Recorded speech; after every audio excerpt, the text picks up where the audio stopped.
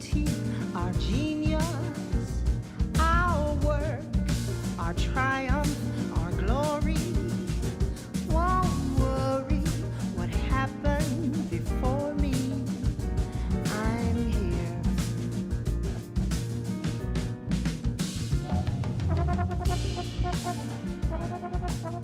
Hello, everyone, and welcome to AC23. My name is Chancellor Xero Skidmore. Our producer is Jeremy Porcine, and Jonathan Grimes is my pastor. Thank you all for tuning in to the show via the radio or Apple Podcasts. If you haven't subscribed on Apple Podcasts, you should, and you can count it as one of your accomplishments of the day. And when you lie down tonight, you'll rest well knowing that you got at least one thing done. Give us 5 stars, and you'll sleep like a baby still in the womb. I don't know. All right, y'all. There is a great outcry for change happening right now. We've seen a myriad of organizations and companies using media to join in that great chorus of support for systemic change, and the Arts Council of Greater Baton Rouge is one of them. We're an arts organization, and arts, even from a purely aesthetic perspective, is about change. It's about diversity of style, color, movement, sound, flavor, emotion, and yes, language. Language has always been my paintbrush that I've used to and I've relied on it to inspire people, provoke thought in people, enlighten people, and sometimes lampoon them as well. I've either done this through song lyrics or poetry. But once I was asked to write a speech, a TED Talk for an LSU TEDx series, and I cheated. 1/3 of my speech was a poem because speeches are hard. You can get away with a bit of metaphor here and there, but so much of it needs to be rooted in critical thought and accessible logic, right? But when you look at every major movement that humanity has undertaken, its impetus can be traced back to some great orator who was able to synthesize an expansive vision into an attainable goal and get everyday people to put physical action behind the action of that presentation. Speech writing is creative writing. Public speaking is a performance that is most entertaining when it is sincere and kind of not really a performance, so to speak. Today, I have an artist joining me who has enthralled many an audience. And unlike any poet I know, she initiates action from her audience to join in the magic of change. But first, an Arts Council calendar highlight. The Ebb and Flow Festival is coming. It's on its way in all its virtual glory and with some live events as well. It's going to be June 26th. July 4th, the Arts Council with hundreds of artists, musicians, dancers, and arts organizations to celebrate the arts and culture of the capital. Get all the details at ebbandflowbr.org. That's EBBANDFLOWBR, it's a lot of letters, .org. All right, y'all. I have an artist on the show today who's been using her gift to make Baton Rouge a greater city since before she was old enough to vote. She lends her voice to those who are least heard and shine spotlights on things that need fixing. Myra Richardson, welcome to AC23.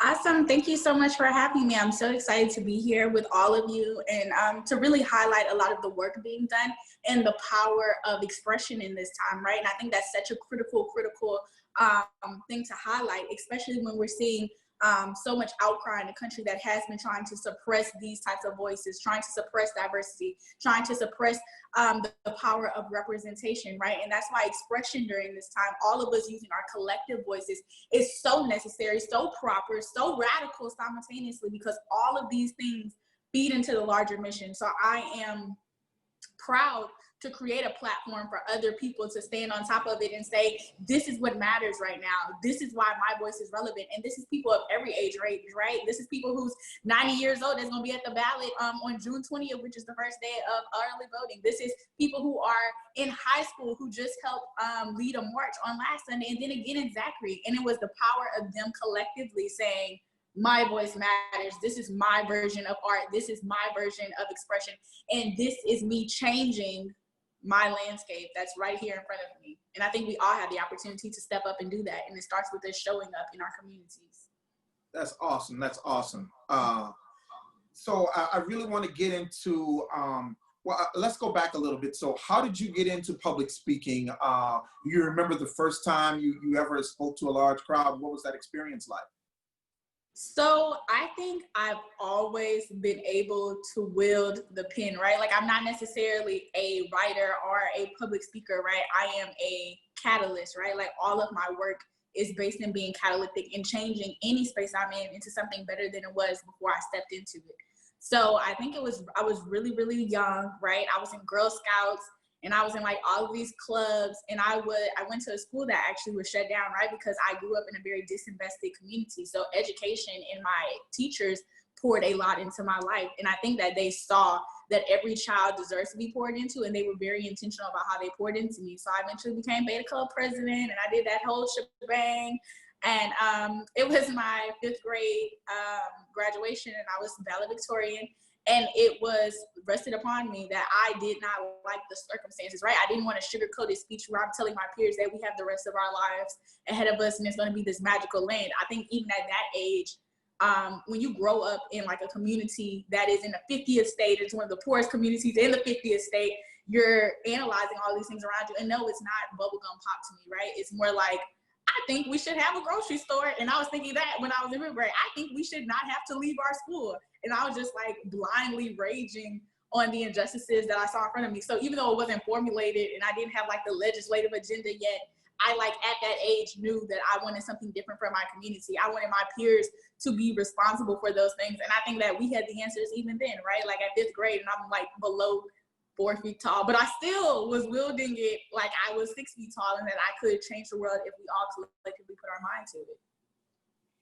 That's beautiful. I think that, yeah, what compels me about what you just said is, you know, at that early age, I mean, like, we don't have to be old and gray to know when we're being treated unfairly, you know, to be able to look around and see, oh, that person is getting that and I'm getting this, and that person didn't really do anything special to get that.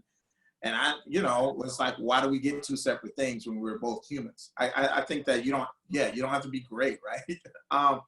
Awesome. So what is your process like before you have to take the podium? What is your process for crafting your language or your speech? Honestly, because whenever I am publicly speaking, like I've done it so many times now that I still get nervous to this day, right? Like, because the thing is like whatever I'm going to say, it is with the hope that it changes somebody who doesn't share the same perspective as me's life, right?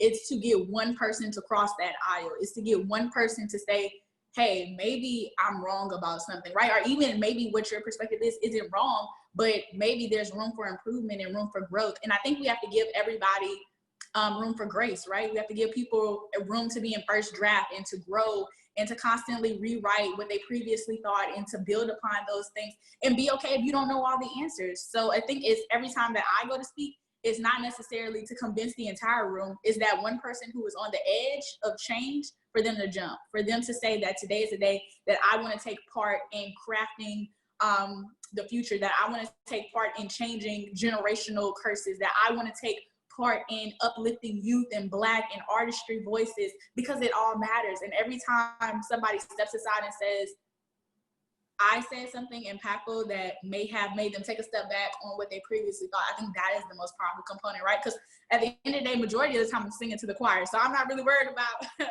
getting the rest of y'all, because I don't have to pull y'all with me, but it's collectively, like, how am I getting and building capacity? How are we power mapping collectively? How are we sharing our voice and doing something that moves the needle forward?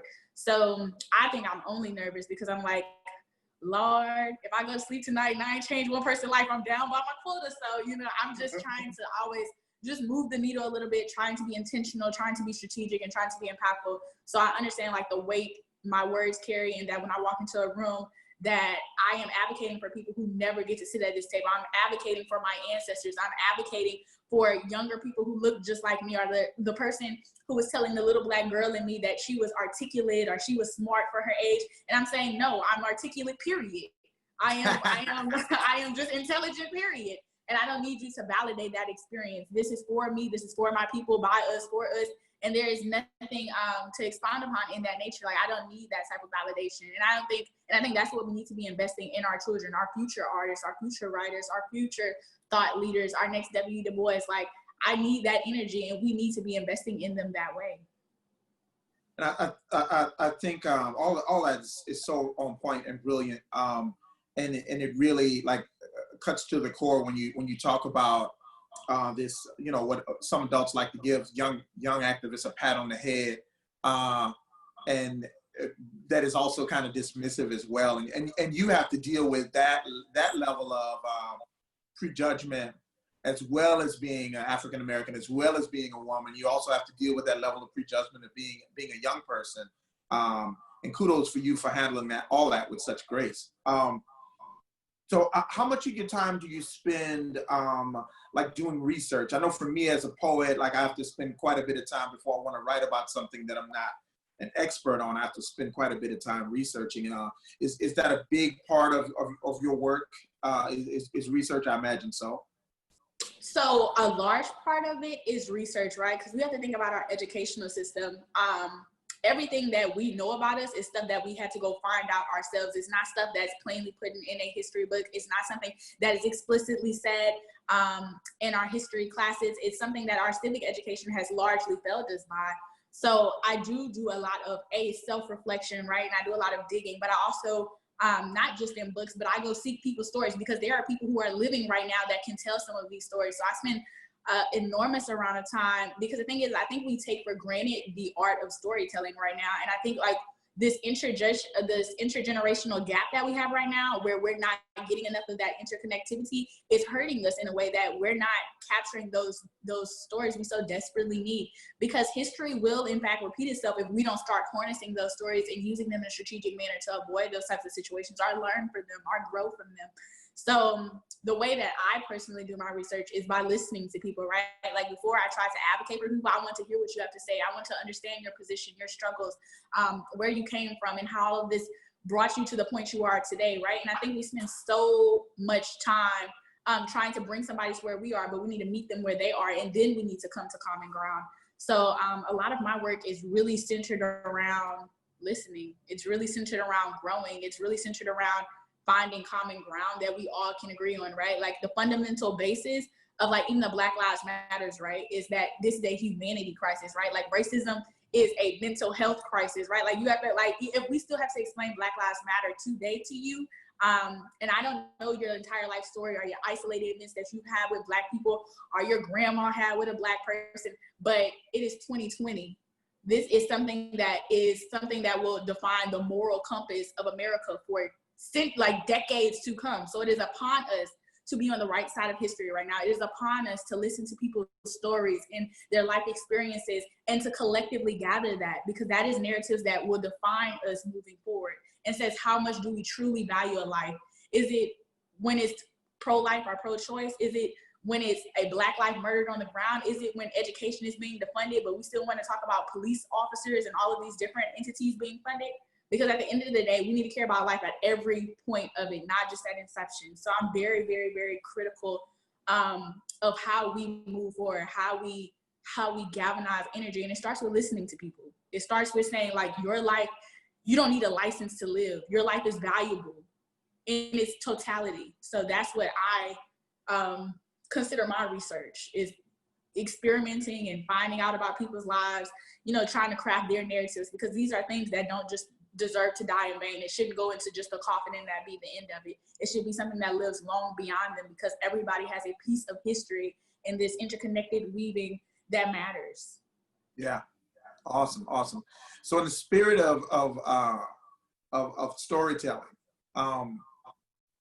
who have been some of the great speakers, or maybe even a family member who inspired you as a young leader and speaker?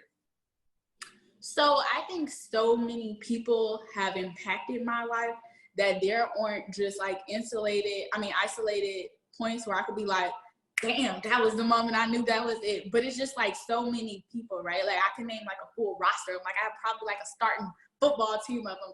But it's just like, when we think about, like, for example, my late mentor, Sadie Roberts Joseph, right? She was so instrumental in maintaining people's stories, right? Like her dying was almost taking away an angel right here on earth. And I think one of like the most heart-wrenching things was having to plan her funeral and work so closely with her family to try to continue her legacy passes, right? Her maintaining history and her storytelling is art, right? Like her museum as it stands is a gigantic piece of art, right? Like that is something that's timeless. That is something that we should all be investing our time and energy into. And I'm very excited to announce that what I see in this city sometimes is like, we don't collaborate well, right? Like that is why we don't see the beautiful artwork that this city could be had we been more collective about some of our works. So I'm super excited to announce that not only will the annual Gus Young event, Kadav, and all of the and Mercedes program will be combining into one organization and one Unity Juneteenth event moving forward to honor Miss Sadie, right? Because that story, a pastor like Renee Brown, all of these different people who played instrumental parts in making Juneteenth, the shit is naive, basically, in Baton Rouge. Like, it would not have happened without a lot of these people. So it's just like that story and that narrative in itself, the Baton Rouge bus boycott, how it would inspire the rest of the nation to do boycotts. And even MLK, who would come actually to our Lincoln Theater right here in South Baton Rouge. These are stories that aren't being told. And I think Baton Rouge, largely, we have a narrative and a storytelling problem, right? We're not carrying those stories with the reverence and the due diligence that they deserve. So I think like the storytelling necessarily is in the history of Baton Rouge itself, right? The fabric of it, like how much of an organizing culture we have, but we've been denied the validation of why those things matter. So I don't think it's just one person. I think it's intricate pieces of Baton Rouge, right? It's a story of North Baton Rouge and Southern University. It's the love story of this community and its own oppressors, and trying to, and I think not even just the love story between this community and its oppressors, but this country and its oppressors, right? Like it is a very abusive relationship, and trying to trying to navigate this dynamic of saying, I personally think the most patriotic person in America is the Black person, to continuously be in this volatile situation, but to see the best in it, to constantly say, I want to see you live up to the expectations, because I truly believe that love is accountability, right? Like love is saying, if you wrote on paper that you want to be this, it does. The American story was everybody had access to these things, and we want to see you live up to what you said you're going to be. That to me is patriotic. That to me is love. That to me is powerful. So I think that story is a story we need to be telling about this country, and the story we need to be telling about Baton Rouge is that we've been trying to hold this community accountable, and it takes all of us to make that happen, regardless of what you look like, regardless of your background, regardless of your position. It takes all of us to step aside ourselves and prioritize humanity, to prioritize our collective story and move forward and heal from it. Awesome, awesome. Well, you're definitely, I think, synthesizing a lot of our collective story into what you're expressing. And so, do you have a time in which you remember maybe recently where I know for me, I've like had like poems, places I've performed, I was like, man, I think that was like one of the greatest performances I've ever given. And of course, for you, so much of it is not rehearsed, and so much of it is in the moment and pure connectivity with the people standing before you. But do you have a public speaking engagement that you feel like was like your greatest public speaking you've ever done? Honestly, no, if I'm honest, because the thing is I don't want to ever in my mind feel like I peaked, because the thing is, like, this work is not the type of work that has like a due date, right? Like this type of work is not a date that doesn't have like, an expiration date, right? Like this is like an infinite type of work for me, and something that I'm willing to commit my life to this city and to this state. So I hope that my greatest moment is to come, right? I hope that every opportunity I have had to speak in front of people, whether it be children across this state or across this country, because I've been blessed with the opportunity to speak across this country and to impact people, and I hope in a substantive way. But it's just like, I personally feel like I try to best myself every time, right? Like every day I wake up and I'm trying to put my best foot forward. I'm trying to say that, like, I'm not just my ancestors' wildest dreams, right? Like I am what they deserve, right? I am karmic justice to this country. Like I am seriously what y'all needed right now. And I like to think that about the rest of my peers. And I think that every day that they challenge the status quo, every day that they speak up and use their voice. Because the thing is like activism doesn't have to manifest itself as protests or, you know, glamorous speaking engagements or magazine covers. Sometimes it's you going to work and being the representation that people need to see. Sometimes it's that little girl on the corner who waits on the bus and sees somebody who looks like her going to work every morning and putting in those hours. Sometimes it's you opening the doorway for other Black artists, or younger Black artists to be able to use their gifts. I just think that sometimes it's even just corporate responsibility, right? Like big businesses saying, I know that I have historically not hired or I have not uplifted or promoted or invested in the communities that I profit off of, right? So all of these things collectively are activism.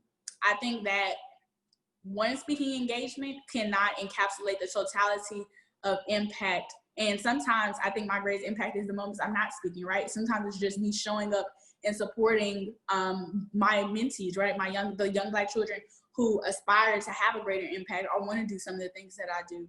So I think sometimes my art is in my actions. And I think that everybody's art can manifest in action. And that's why I really deeply want everybody to know, like, the most powerful thing you can do like right now, besides supporting the Black business, is probably just showing up.